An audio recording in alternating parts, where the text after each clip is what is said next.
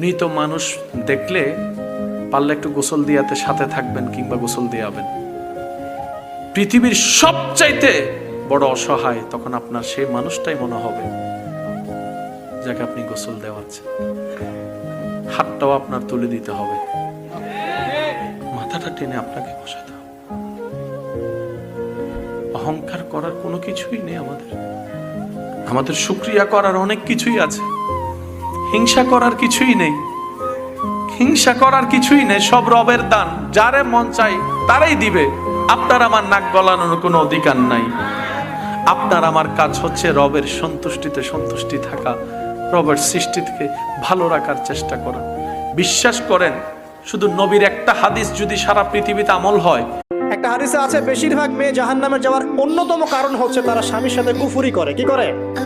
তারা সারা জীবন স্বামী ভালোবেসে যায়, ভরণ পোষণ দিয়ে যায়, সব চাহিদা পূরণ করে যায়। একদিন দেখবেন কথা কাটাকাটি হয়েছে, ওই দিন বলে বসবে যে তোমার কাছে আমি কিচ্ছু পাই না সারাদিন।